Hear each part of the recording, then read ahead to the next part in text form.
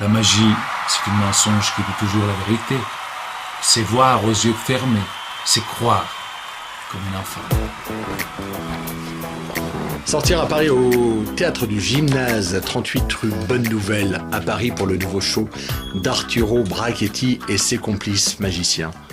Ravi d'être ici à Paris avec mes collègues magiciens. On est 7 sur scène au théâtre du Gymnase, faire un spectacle de magie, même pour les gens qui trouvent la magie à la limite ennuyeuse ou un peu enfantine. Justement, c'est une comedy magic show. Comedy magic show, hein? C'est une idée de Serge Denoncourt qui a écrit un scénario en utilisant, bien sûr, moi avec mes numéros, mais aussi les merveilleux collègues que j'ai. Vincent C, qui fait le méchant. Il y a Alain Choquette, c'est un autre maître québécois d'illusionnisme. Il a travaillé même pour David Copperfield, pour les projets de David Copperfield.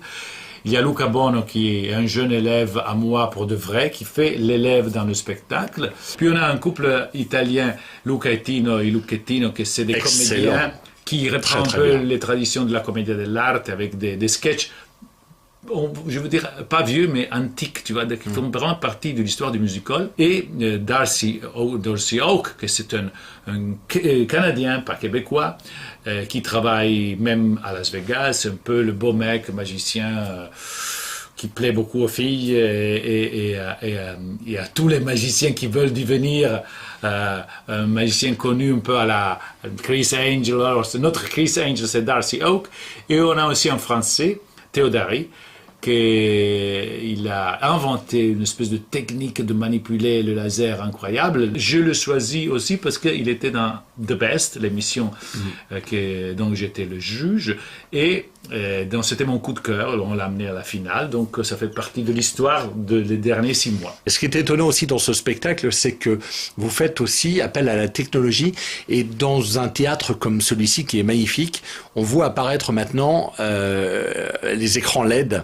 Et l'écran LED sert énormément la réalisation de ce spectacle. Les écrans LED, le metteur en scène et moi, c'est pas notre grande passion parce que c'est très high-tech, tu vois. Mais c'est mis dans un contexte un peu baroque comme dans le théâtre, comme ce théâtre merveilleux du Gymnase. Et ça nous permet de faire des évocations magiques, très très effectives, et donner aussi des petites explications à ce qu'on fait. Les gens sont informés par le LED Wall. Donc, c'est un spectacle, je pense, à des différents niveaux. Il y a un niveau de surprise, c'est le niveau des enfants qui restent surpris par la magie, un niveau de référence à la magie ou à des autres branches du spectacle, donc pour les gens un peu cultivés, et un niveau d'émotion qui touche surtout vers la fin, quand le petit jeune Luca arrive à faire son numéro finalement, il passe l'examen des magiciens et il rentre dans le monde des grands. Je pense que c'est très touchant.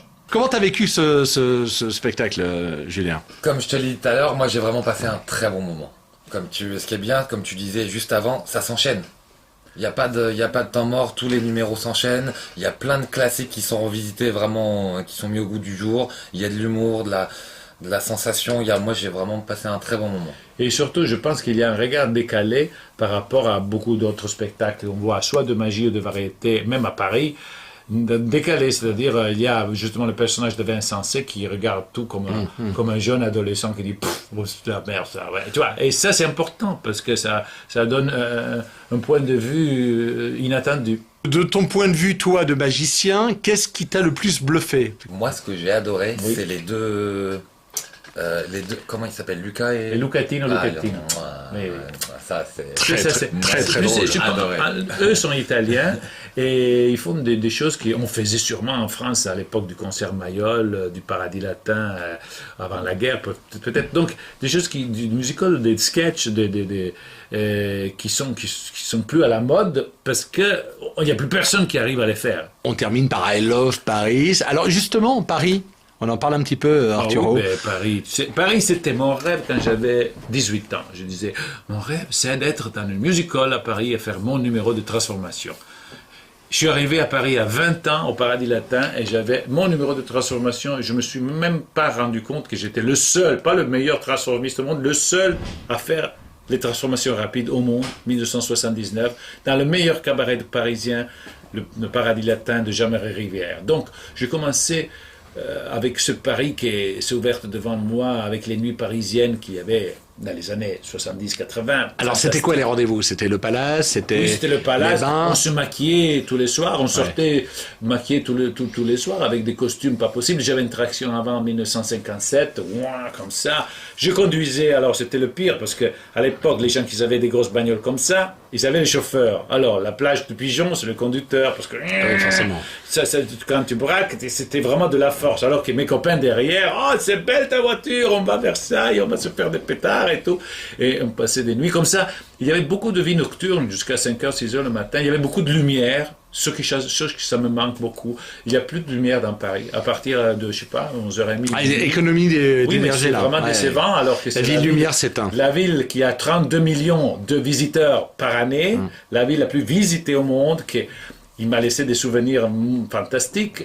C'est très décevant d'amener des gens des fois maintenant par Paris la nuit, parce que beaucoup de monuments sont éteints toujours, et les autres à minuit. Donc, alors justement, quand vous quittez la scène de ce théâtre, quels sont vos points de chute? ben, je vais manger, soit je reste dans le coin, ou soit je vais, quand j'invite des gens chez Georges pour voir le panorama. Je viens de découvrir un restaurant dans le théâtre de l'Opéra.